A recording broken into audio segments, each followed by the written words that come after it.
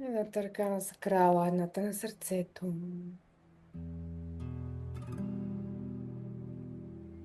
As the wind blows. И да дишам сега надолу към сакрала си. Въобще какво чувствам в тези три пространства в тялото ми, как тече потока в тях.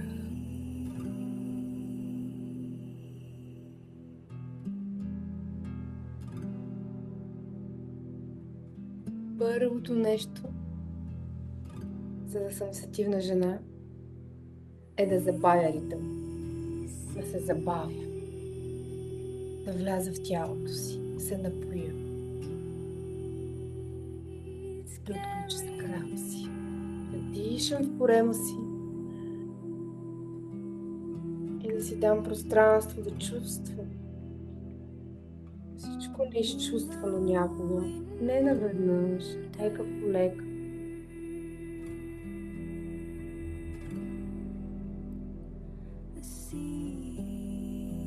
Дам позволение на сърцето ми да остане отворено,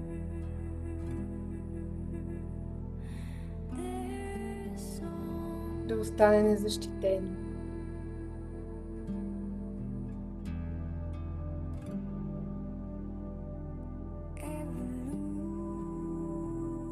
Когато усетя, че съм твърде много в главата ми, да разбера, че съм излязла от сетивността си. И да се върна там, ето моментална техника, с цяла длан спускам енергията надолу. Тази топлина отива надолу към сакрала, който и без това е студен.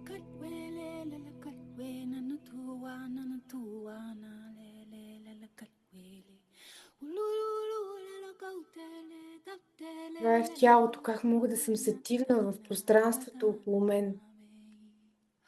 Първо, като си облека дрехи, които ме карат да чувствам сетивността си. Например, аз си избрах това облекло, защото когато раменете ми са голи, усещам как косата ми докосва кожата ми. Това е едно усещане, с което се свързвам. И ми е приятно, приятно ми е да го усещам. Дрехите ми също са памучни и свободни. Красиви, но са памучни и свободни. Палила съм си свещи, направила съм си обстановка, която е женска и подхранваща. Имам цветя навсякъде. Създава съм красота около себе си. Тази външна среда ми позволява аз да си остана в сетивността, да не съм си в ума. Подредено е, но не е стерилно. Така, когато се огледам в пространството, то ме предразполага да съм в сетивността си. Така че нека сега да се огледаме в нашето пространство, всяка където се намира, и да види дали пространството около нея предразполага да се отвори, да се отпусне, да чувства. Или по-скоро има, или е твърде стерилно и подредено, или пък е твърде хаотично, или е мърляво по някакъв начин. Без да осъждаме това, което виждаме, само събираме информация, за да можем да се погрижим.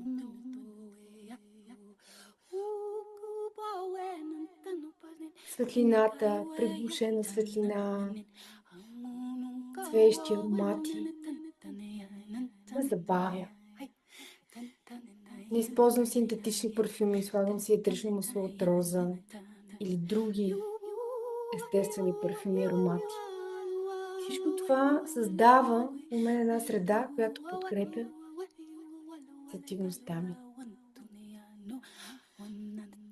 Така, можем да се върнем лека по лека.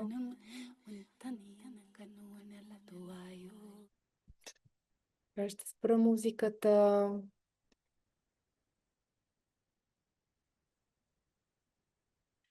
Ще ви чакам на линия, когато сте готови.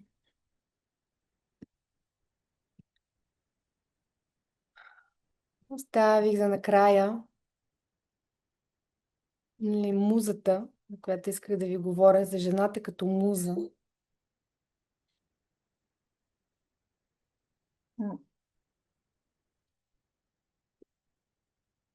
Има едно много разпространено разбиране за музата, което обаче е много повърхностно, че жената е вдъхновение за мъжа. Че тя е нещо, което го запалва, че тя е красива, мека, загадъчна. Така е, но това е само външния слой. Музата изобщо не е роля, не е стратегия, не е поведение, не е техника, а тя е точно това състояние на тялото. Когато жената си е в женската сила.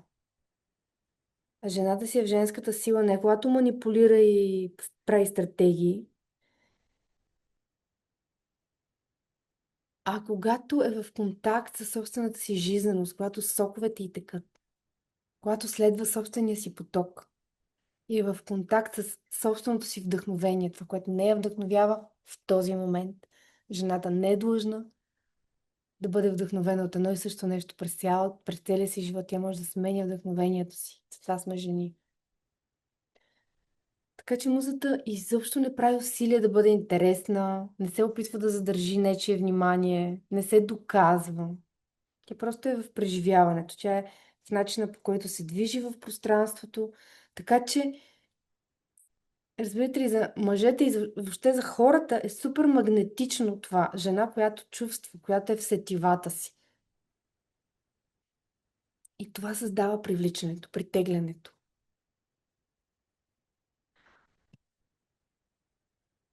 И е много важно да разберем кога губим това състояние, когато влезем в менажиране, в контрол, в доказване, в прекомерно даване. Когато излизаме от това преживяване на момента и влизаме в някаква стратегия.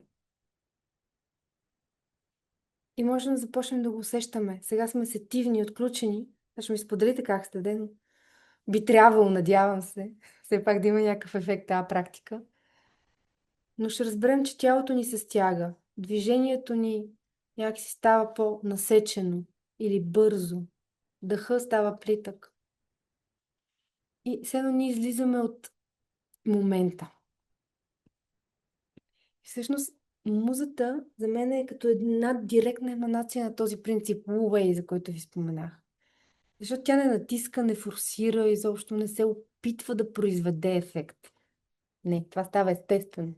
Точно защото не се опитва, тя създава едно цялото пространство оживява. Когато влезе една жена, която е в сетивата си, все едно това дава позволение на всички останали хора също да влязат в сетивата си. И да, това е трудната част е, че за да бъдем в това състояние, всъщност изисква да не контролираме как ще бъдем възприети и да спрем да се предпазваме и да спрем да управляваме резултата. Така че едно постоянно връщане по няколко пъти на ден, когато забравяме в началото, ще е трудно. Как са движенията ми? В преживяването си ли съм или в ума в бъдещето, в анализата, в стратегията? В момента, в който усетиме, че започваме да даваме повече, да се обясняваме повече, да контролираме повече, да натискаме повече, как е да спра да направя крачка назад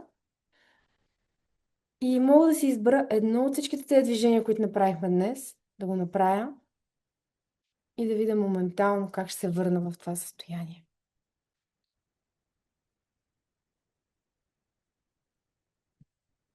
Сега ви давам думата на вас. Мгм. Сега е момента за споделяне и за въпроси. Така че ако имате нещо, ако имам въпрос, по повод фразата нищо не прави, всичко се случва, може ли още разяснения? Да, първо виж дали не се опитваш да го разбереш през ума. Защото ако се опитваш да го разбереш през ума, колкото и обяснения да ти дам, няма да го разбереш. Защото това не е ментална концепция. Wu Wei е принципа на позволението. Все едно, аз съм контейнер. Аз съм магнит за това, което е по моята траектория да дойде. Тоест, моята работа е аз да се погрижа за себе си. Аз да се напълня, аз да си вляза в сетивата И това е излизане изцяло от тази мъжка стратегия на постижение, натискане, правене, гонене на резултат. Една много добра практика, която искам да ви дам за домашно, е правене на неща без резултат. Абсолютно безцелни. Безцелно творчество, безцелна разходка, нещо, което не е свързано с продуктивността ви. Нещо, което просто позволявате да ви е приятно с него. Така че Wu Wei е много, той е източен принцип и за западния ум е много трудно да се разбере, но това е принципа на позволението. Добре, не знам това, за дали ти даде малко повече. Да, знам, че е много трудно, но не е невъзможно. Виж, запитай се, а, защо не мога да позволя на нещо да се случи? Защо имам нужда да го контролирам? Това е една по-задълбочена работа и тук има отдолу неща, които трябва да се адресират. Човек не случайно има такива стратегии да се пази. Не, защото отдолу има много болка. Има неща, които не са били лесни за нас в някакъв момент от живота ни. Но всичко е възможно. Божествена практика, усетих блокажи и това е добре дошло. Много се радвам. Благодаря, благодаря, Вера. Има много, вижте, това не е единствената практика. Днешната практика беше малко така от всичко. Работихме с трите пространства, но има много повече. В смисъл, женското тяло е една цяла вселена и има много повече неща, които можем да усещаме и да се разгръщаме. Въпросът е да си позволим първо от тук да влеземе тук. За да бих ти препоръчала на тебе ето това да правиш, за да можеш да излезеш от главата си от нуждата да разбереш някои неща с ума си. Много техники ви дадах, много начини. Вземете си това, което ви резонира на вас. Пак ви казвам, това не е еднократно. Има супер много начини, по които да се чувстваме свързани с сетивността си. Още едно домашно ще ви дам, което е чисто телесно, ако искате. И то е как се движите. Всеки един момент, в който усетите, че се забързвате, нали, се усетите, че ходите някъде и ходите, нали, така забързани, опитайте да забавите и да влезете, просто да влезете в това усещане тук на таза. Нали? Не да преекспонирате движението, си нямам тук много пространство да се движа, но мисля просто да влезете малко навътре в таза, да забавите, да дишате. Това са неща, които можем да правим в ежедневието. Не е нужно да отделим един час на ден, за да имаме тези микромоменти на свързване с сетивната ни женска природа. Също моленето за помощ.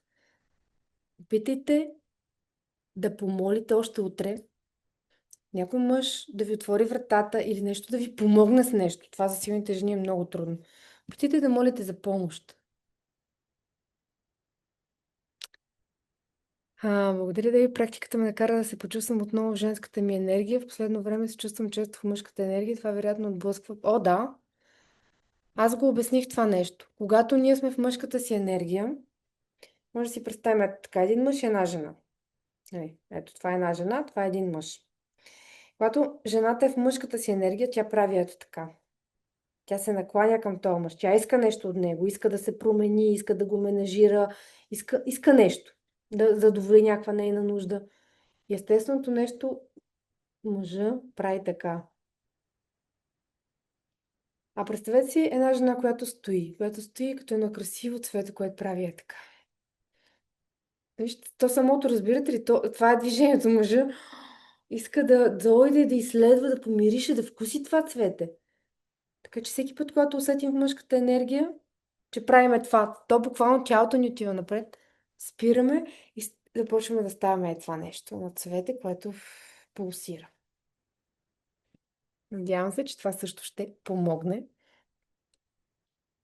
М, Момичета, както ви казвам, това не е еднократна, не е нещо, което сега да направим и край вече ние да сме чувствана жена. Не, това изисква микромоменти в ежедневието и също редовни моменти, първо на връзка с жените, по друг начин. Връзка с жените в едно подхранващо поле, ние да имаме чисто женски подхранващи срещи.